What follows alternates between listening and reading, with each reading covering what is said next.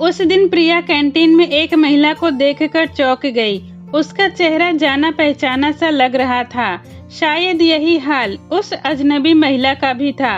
अचानक से प्रिया को याद आया और वह उसके पास जाकर बोली, हाय, क्या आपका नाम मीना है? वह महिला उसे देखते हुए बोली, और तुम प्रिया है ना? दोनों बचपन में एक ही स्कूल में पढ़ती थी। मीना प्रिया को देखते हुए बोली, पर तुम यहाँ इस ऑफिस में? तेरे तो बहुत बड़े बड़े ख्वाब थे, तू तो आईएएस बनना चाहती थी। प्रिया थोड़ा सा कुचाते हुए बोली, हाँ, लेकिन सपनों में और हकीकत में अंतर होता है। पिताजी को बेटियों का हाथ पीले करने की जल्दी थी। उन्होंने मेरी पढ़ाई को महत्व नहीं दिया, लेकिन मैं शुक्रगुजार हूँ अपनी सासू माँ की, क्योंकि उन्होंने मुझे शादी के बाद भी पढ़ने और नौकरी करने की अनुमति दे दी। अरे काहे की अनुमति? कमा रही हो तो उन्हीं का ही घर भर रही हो ना, कौन सा खुद के पर्स में रख लेती हो? मीना ने तंज कसते हुए कहा। नहीं नहीं, मेरी सासू माँ ऐसी नहीं है, वो मेरी कमाई का एक भी पैसा नहीं लेती हैं। अच्छा चल, अब तू भी यहीं पर नौकरी कर रही है तो किसी दिन मिलकर बैठते हैं और बहुत सारी बातें करेंगे। ऐसा कहकर प्रिया कैंटीन से अपने डिपार्टमेंट में आ गई। 2-3 दिन बाद ही एक दिन लंच टाइम में मीना प्रिया को ढूंढते हुए उसके डिपार्टमेंट में आ गई और बोली, चल ना, कैंटीन में चलकर खाना खाते हैं। मीना को देखकर प्रिया खुश हो गई। बचपन में भले ही वे दोस्त नहीं थे, पर साथ पढ़ने वालों को देखकर उनसे आने वाली अपनी शहर, स्कूल, बचपन की सौंधी खुशबू से ही अपनेपन का एहसास होता है। प्रिया बोली, मैं तो टिफिन लाई हूँ, आजा तू भी, साथ में ही खा लेते हैं। टिफिन में रखे गर्मा गर्म गोभी, आलू मटर की सब्जी और पराठे देखकर मीना बोल पड़ी, हे भगवान, ये सब बनाने के लिए तुझे कितनी सुबह उठना पड़ता होगा। मुझसे तो ये सब नहीं होता है। कितने दिन हो गए हैं ऐसा घर का गर्मा गर्म खाना खाए हुए। मैं तो कुछ नहीं बनाती हूँ। सुबह काम करके आओ और शाम को जाकर फिर काम करो। ना बाबा, मुझसे तो ये सब नहीं हो पाता। तू कैसे सुबह सुबह इतना सब गर्मा गर्म नाश्ता बना लेती है? प्रिया ने कहा, मैं नहीं, मेरी सासू माँ ने बनाया है। सुबह का नाश्ता मुझे वह बनाने नहीं देती हैं। ये सुनकर मीना की आंखें चौड़ी हो गई और फिर मुंह बनाकर बोली, अरे बेचारी, तुम सास के साथ रहती हो तब तो तुम्हें काम बहुत करना पड़ता होगा और अपने मन का कुछ कर भी नहीं पाती होगी। ना अपने मन का खाना, ना पहनना, और हर वक्त सास से दब कर रहना। प्रिया उसे नकारते हुए बोली, नहीं, ऐसा कुछ नहीं है। मेरी सासू माँ तो मुझे शाम को भी रसोई में जाने नहीं देती। कहती हैं, थक कर आई हो, जाओ पहले थोड़ा समय अपने बेटी और पति के साथ बिताओ। अभी मेरे हाथ पैर चल रहे हैं और तुम्हारी खेलने खालने की उम्र है। काम करने के लिए तो जिंदगी पड़ी है। सच में मेरी सासू माँ तो बहुत अच्छी हैं। सच कहूँ तो मेरी मम्मी से भी ज्यादा अच्छी हैं। यहाँ तक कि उन्होंने तो शादी में दहेज भी नहीं लिया था। हे भगवान, प्रिया तू कहाँ फंस गई? तेरी शादी को कितना समय हुआ है?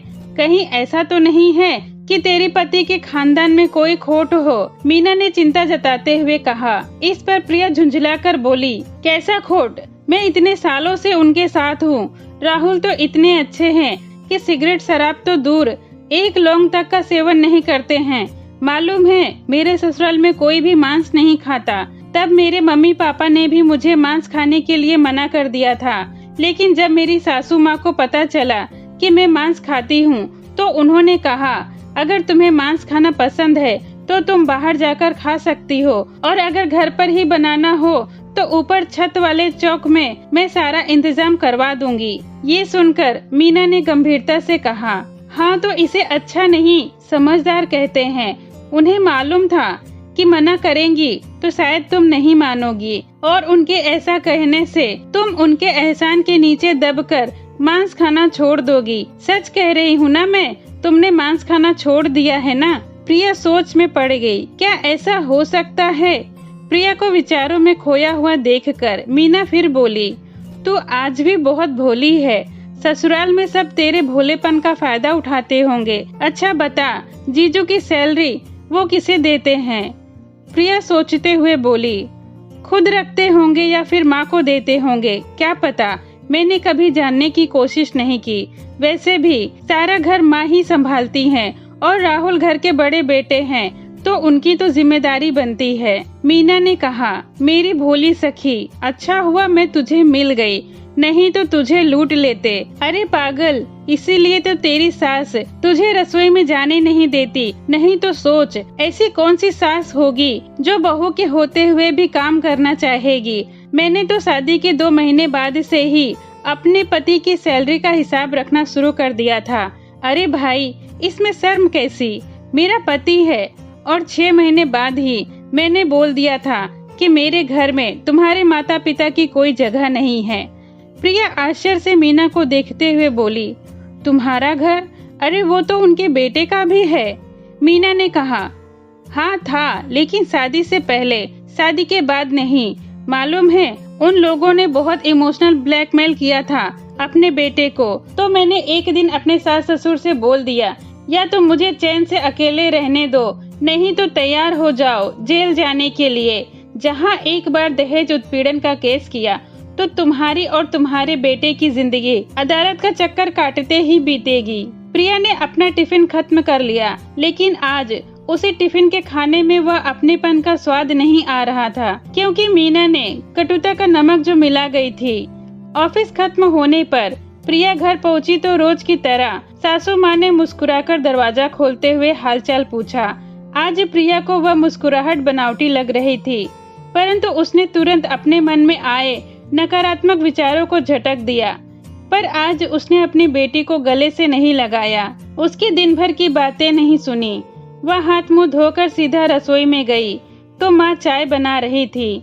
प्रिया बोली, रहने दीजिए, मैं चाय खुद बना लूंगी, क्योंकि प्रिया के दिमाग में मीना की बातें गूंज रही थी। एक ही ऑफिस में होने के कारण मीना अक्सर प्रिया से मिलती रहती थी और हमेशा ससुराल वालों के खिलाफ उल्टी सीधी बातें कर प्रिया के मन में उनके खिलाफ भरने की कोशिश करती, जिसमें कि वह सफल भी हो रही थी। अब प्रिया भी सोचने लगी कि हाँ, साथ में रहने पर कितना मुश्किल है, सारा पैसा खर्च हो जाता है सासू माँ पर, उनकी दवाइयों पर, रिश्तेदारों पर। अब जाने अनजाने प्रिया की आंखों में भी एक छोटा सा ख्वाब पलने लगा था, एक छोटे से घर का, जहाँ पर सिर्फ प्रिया, राहुल और उसकी बेटी सृष्टि रहेगी और कोई नहीं। लेकिन ऊपर वाले को उसका यह सपना मंजूर नहीं था, इसीलिए आंखों में घर के सपने के साथ साथ उसकी कोख में भी एक सपना पलने लगा था। मीना की बातों के प्रभाव में आकर प्रिया अब बहुत अलग व्यवहार करने लगी थी। कई बार दबी जुबान से अलग रहने की बात भी राहुल से कर चुकी थी। राहुल उसे प्यार से समझाता, पर प्रिया को सबका प्यार दिखावा लगता। सब उसके व्यवहार का परिवर्तन महसूस कर रहे थे, पर सबको लगता कि यह चिड़चिड़ापन उसकी गर्भावस्था के कारण है। एक दिन राहुल की माँ राहुल से बोली, देख बेटा, उसका ऑफिस है, उसे छुट्टी नहीं मिल सकती, नहीं तो मैं उसे मन बदलने के लिए उसके मायके भेज देती। राहुल बोला, हाँ माँ, आप ठीक कह रही हो, वह बहुत चिड़चिड़ी हो गई है, मैं उसके ऑफिस में बात करता हूँ। माँ ने कहा, नहीं बेटा, ये फैसला प्रिया को ही लेने दो, वो ऑफिस से छुट्टी लेना चाहती है या नहीं।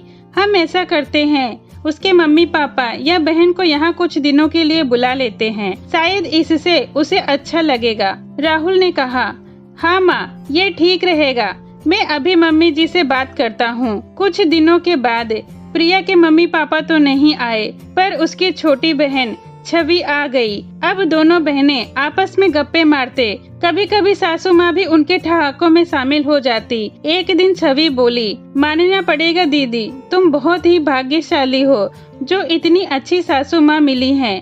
प्रिया मुंह बनाकर बोली, तू भी ना इनके बहकाव में आ गई, कोई अच्छी वच्छी नहीं है, सब नाटक है बेटे को काबू में रखने के लिए। इसीलिए तो दहेज भी नहीं लिया कि बहू एहसान तले दबे रहेगी। इतना कहकर प्रिया तो वहाँ से हट गई, पर छवि सोचने लगी, इतने सालों से सासू माँ की, ससुराल की, जीजू की इतनी तारीफें करने वाली मेरी दीदी को ये क्या हो गया। ये सारी बातें जो उन्होंने कही वो उनकी नहीं लगती है। छवि ने मन ही मन में सोचा, वो छोटी जरूर थी पर समझदार थी। उसने सोचा, अभी अगर वह प्रिया को कुछ समझाने गई तो प्रिया उसे भी अपना दुश्मन समझ बैठेगी। पहले ये पता लगाना पड़ेगा कि प्रिया को ससुराल वालों के खिलाफ कौन भड़का रहा है। रात को जब तीनों सोने के लिए गए तब सृष्टि ने छवि से कहानी सुनने की जिद की। तब छवि बोली, चलो आज मैं तुम्हें कहानी सुनाती हूँ। फिर प्रिया की तरफ देखते हुए पूछा, दीदी क्या आपने सृष्टि को धान और सत्तू वाली कहानी सुनाई है जो हमें माँ बचपन में सुनाया करती थी? प्रिया चिढ़ते हुए बोली, मैंने कोई कहानी नहीं सुनाई है, ये तो इसकी दादी ने कहानियाँ सुना सुना कर इसकी आदत खराब कर रखी है। छवि बहुत कुछ कहना चाहती थी पर चुप रही। गर्म तवे पर पानी डालने से क्या फायदा, पहले आग बुझानी पड़ेगी। वह सृष्टि को अपनी तरफ खींचकर बाहों में समेटकर कहानी सुनाने लगी। मालूम है गुड़िया, बहुत समय पहले की बात है। तब ना तो यातायात के साधन थे, ना ही आजकल की तरह दुकानें और होटल। सब लोग पैदल ही यात्रा करते थे, क्योंकि घोड़ा आदि जानवर भी सिर्फ अमीरों के पास ही होते थे। तो लोग यात्रा पर जाते समय थोड़ा खाना या दूर की यात्रा के लिए सत्तू बांध लेते थे। मासी, सत्तू मुझे बहुत अच्छा लगता है, दादी गुड़ में घोलकर देती हैं और आम के अचार के साथ भी। सृष्टि बीच में ही बोल पड़ी, हाँ गुड़िया, सत्तू नमक के साथ भी खाया जा सकता है और गुड़ के साथ भी, और यह बहुत ही पौष्टिक होता है और बनाना भी बहुत आसान है ना मासी? सृष्टि ने मुस्कुराते हुए कहा। छवि ने कहा, अरे वाह, मेरी गुड़िया तो बहुत समझदार है। हाँ, तो ऐसे ही किसी एक सफर पर दो मुसाफिर एक कुएं पर मिले। एक के पास सत्तू था, एक के पास धान। सृष्टि ने फिर पूछा, मासी धान मतलब जिसको कूटकर चावल निकालते हैं, वही ना? छवि बोली, हाँ मेरी गुड़िया। अब प्रिया भी करवट बदलकर उन दोनों की बातों और कहानी का आनंद लेने लगी। पर जो भी हो, बचपन की कहानियाँ हर उम्र में मन को गुदगुदा ही जाती हैं। छवि ने कहानी को आगे बढ़ाते हुए बोली, जिस राहगीर के पास धान था उसने देखा सामने वाले के पास तो सत्तू है। उसने चालाकी करते हुए कहा, सत्तू लपे टट्टू, कब साना कब खाया कब चला, धान बेचारा कूटा खाया चला। ऐसा उसने 3-4 बार कहा तो जिसके पास सत्तू था वो उसके कहने में आ गया। उसको भी लगने लगा कि सत्तू लपे टट्टू, कब साना कब खाया कब चला, धान बेचारा कूटा खाया चला। उसने विनती करते हुए धान वाले राहगीर से उसका धान ले लिया और अपना सत्तू दे दिया। धान वाले ने खूब एहसान जताते हुए अपना धान उसके सत्तू से बदल लिया और अपनी चालाकी पर मुस्कुराते हुए वहां से चला गया। थोड़ी दूर जाकर उसने सत्तू साना खाया और अपनी मंजिल की ओर बढ़ गया। वही धान पकड़े दूसरा राहगीर अभी तक समझ नहीं पाया था कि दूसरा राहगीर उसे ठग कर चला गया है। सृष्टि बोली, मासी, वह सत्तू वाला राहगीर बिल्कुल बुद्धू था। वह धान को कूट कर कब चावल निकालेगा, कब पकाएगा तो कब खाएगा। छवि बोली, बुद्धू तो नहीं पर बुद्धू ही कहलाएगा अगर कोई किसी की ऐसे ही बातों में आ जाएगा। सृष्टि बोली, मासी ऐसा नहीं होता है, कोई भी इतना बुद्धू नहीं होता है कि बिना सोचे विचारे ही किसी की बातों में आ जाए। छवि बोली, गुड़िया अभी आप छोटे हो, दुनिया ऐसे लोगों से भरी पड़ी है, आप समझ भी नहीं पाते कब ये अपनी मीठी मीठी बातों से आपके दिमाग पर काबू कर लेते हैं। फिर प्रिया की तरफ देखते हुए बोली, दीदी आप जाग रहे हो या सो गए हो? वो गाना याद है जो मम्मी बचपन में सुनाती थी? इतना कहकर वो गाने लगी, मीठी मीठी बातों से बचना जरा, दुनिया के लोगों में है जादू भरा। सृष्टि भी साथ में गाने लगी। मासी पूरा गाना सुनाओ ना। छवि बोली, नहीं गुड़िया, अभी सो जाओ, सुबह स्कूल जाना है ना। पूरा गाना कल स्कूल से आकर नानी से फोन पर सुन लेना। छवि और सृष्टि तो सो गए, पर प्रिया की आंखों में नींद नहीं थी। वो मानो बचपन में पहुंच गई थी। उसके कानों में बार बार सिर्फ यही गाना गूंज रहा था, मीठी मीठी बातों से बचना जरा, दुनिया के लोगों में है जादू भरा। दूसरे दिन शाम को जब प्रिया ऑफिस से घर आई तो चाय वगैरह पीने के बाद छवि बोली, दीदी आप मुझे कहीं घुमाने नहीं ले गए। इस पर प्रिया बोली, इतने सालों से हर बार घूमती है, अब कुछ बचा भी है तेरे लिए? ठीक है, कल छुट्टी है, कल मॉल चलेंगे। छवि बोली, क्या दीदी, मॉल तो मैं वहाँ भी घूमती रहती हूँ। आपने बताया था ना आपकी बचपन की कोई दोस्त यहाँ आपको मिली है, वो कई बार यहाँ घर पर आ चुकी है। चलो ना, मुझे भी उनसे मिलवाओ ना। प्रिया खुश होते हुए बोली, ठीक है तो उसे कल घर पर बुला लेती हूँ। छवि ने कहा, दीदी मुझे घूमना है, आप उनको क्यों बुलाओगी? चलो ना हम जाकर उनको सरप्राइज देते हैं। प्रिया बोली, हाँ ये भी ठीक रहेगा, वैसे भी वो कई बार मुझे अपने घर पर आने के लिए कह चुकी है, उसे अच्छा लगेगा। वास्तव में छवि ने कुछ दिनों से विचार करके यही निष्कर्ष निकाला था कि जब से दीदी ने अपनी सहेली के बारे में बताया था, उसके बाद से ही दीदी का व्यवहार बदल रहा था। दूसरे दिन दोपहर को खाना खाने के बाद प्रिया, छवि और सृष्टि तीनों ही कार से मीना के घर के लिए निकल गए। रास्ते में उन्होंने मीना की बेटी के लिए गिफ्ट और चॉकलेट भी ले लिया। मीना के घर पहुंचते उन्हें लगभग 3 बज चुके थे।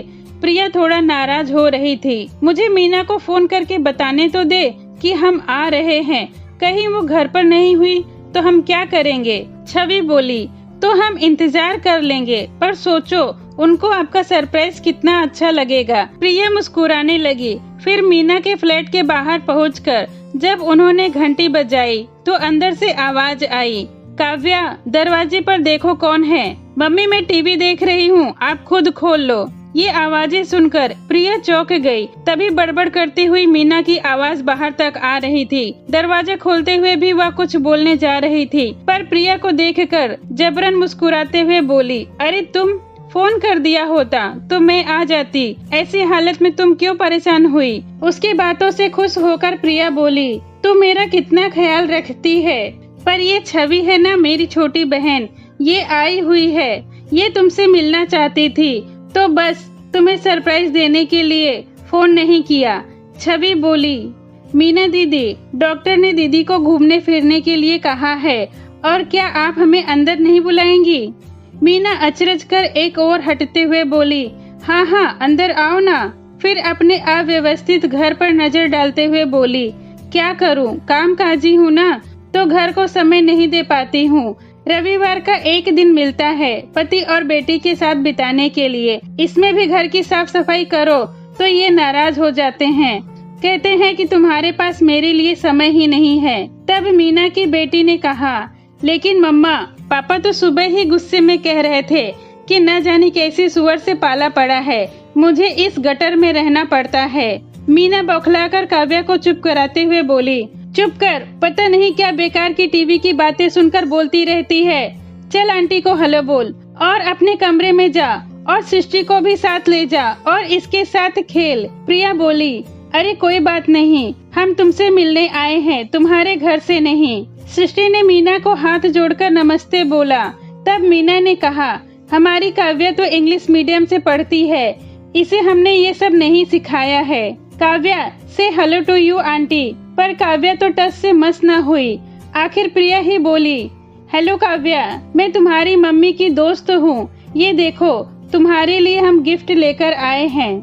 काव्या एकदम से बंदर की तरह उछलते हुए प्रिया के हाथों से गिफ्ट छीनकर अंदर चली गई। मीना चिल्लाती रह गई, काव्या आंटी को थैंक यू बोलो और सृष्टि को अपने साथ लेकर जाओ, इसे अपने खिलौने दिखाओ। काव्या ने अंदर से कहा, नहीं मुझे किसी को नहीं दिखाने हैं अपने खिलौने। मीना ने प्रिया से कहा, अकेली है ना, बहुत लाड प्यार से पाला है, इसीलिए किसी की बात नहीं सुनती है। थोड़ी देर वहाँ बैठने के बाद न जाने क्यों प्रिया का मन वहाँ से उब गया। वह मीना से बहाना बनाकर कि उसे डॉक्टर के पास भी जाना है रेगुलर चेकअप के लिए, वो वहाँ से बिना कुछ खाए पिए ही उठ गई। मीना ने भी उसे रोकने की कोशिश नहीं की। फिर वे लोग वहाँ से चले गए। छवि कार चला रही थी। छवि ने कार को एक पार्क के आगे रोक दिया। प्रिया ने कोई भी सवाल नहीं किया, वह अपने भीतर के सवालों से जूझ रही थी। सृष्टि तो पार्क में आकर बहुत खुश हो गई। छवि ने ठंडे पानी की एक बोतल और 3 आइसक्रीम ले आई। वे दोनों वहीं बेंच पर बैठकर खाने लगे और सृष्टि आइसक्रीम खाकर झूला झूलने चली गई। तब प्रिया दूर आसमान को देखते हुए बोली, तू जानबूझकर मुझे मीना के घर ले गई थी ना? छवि आइसक्रीम खाते हुए हैरानी से उसे देखते हुए बोली, हाँ तो मैंने ही तो आपको उनके घर चलने के लिए कहा था। क्या हुआ, आपको उनके घर जाना अच्छा नहीं लगा क्या? प्रिया सिर हिलाते हुए बोली, नहीं, मीना ने मुझे जो तस्वीर दिखाई थी अकेले घर की, मौज मस्ती की, वो तस्वीर इस घर से बिल्कुल अलग है। तब छवि ने कहा, दीदी यह आपकी दोस्त नहीं कलयुग की मंथरा है। ये ना इतने धीरे धीरे काटते हैं कि सामने वाला संभल भी नहीं पाता। अभी कैसे वह रोना रो रही थी अकेले रहने का और सारा काम खुद ना कर पाने का, और कैसे आपको सिखाना शुरू कर दिया था कि संयुक्त परिवार में कितनी मुश्किलें आती हैं। प्रिया ने कहा, हाँ छवि, मैं उसके बहकावे में आ गई थी। ये मेरा घर जहाँ मेरी सासू माँ ने मुझे राजकुमारी का दर्जा दिया, तेरे जीजू जिन्होंने मुझे अपनी रानी बनाकर रखा, ये मेरा खुशियों से भरा हंसता खेलता साम्राज्य जिसको मैं उसके बहकावे में आकर अपने हाथों से ही आग लगाने जा रही थी। फिर प्रिया रोते हुए बोली, छवि क्या मिल जाता उस मीना को मेरा साम्राज्य नष्ट करके। मंथरा को फिर भी तो लालच था कि वह राजमाता की नौकरानी कहलाएगी, पर मीना को किस बात का लालच था। मैंने तो कभी उसका बुरा नहीं चाहा। भगवान का शुक्र है कि तू आ गई और तूने मुझे उसके चंगुल से निकाल लिया। छवि ने कहा, दीदी मैंने कुछ नहीं किया, आपको खुद इस बात का एहसास हुआ। और अब वचन दो, अब किसी की मीठी बनावटी बातों में नहीं आओगी। थोड़ी देर बाद प्रिया अपनी सासू माँ के गले से लगकर रो रही थी। उसने सारी बातें अपनी सासू माँ को बता दी। प्रिया ने राहुल से भी अपने व्यवहार के लिए माफी मांगा। वो रोते हुए उन दोनों से बोली, अब आप दोनों मुझसे इतना प्यार नहीं करोगे ना। सासू माँ उसे गले लगाते हुए बोली, तू हमेशा मेरी बेटी ही रहेगी। राहुल बोला, और मैं, तुम दोनों मेरे कलेजे के टुकड़े हो। माँ ने कहा। सृष्टि बोली, और मैं दादी। माँ ने कहा, तुम तीनों ही मेरे कलेजे के टुकड़े हो। तब छवि ने भी पूछा, और मैं। तभी प्रिया ने कहा, तू तो परी है जिसने एक दुष्ट चुड़ैल के हाथों से मेरा खुशियों का साम्राज्य उजड़ने से बचा लिया। तो दोस्तों, आपके आसपास भी यह मंथराएं होंगी।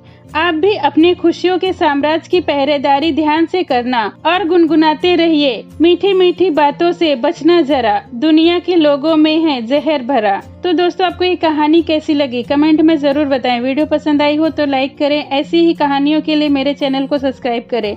ये वीडियो देखने के लिए आपका धन्यवाद।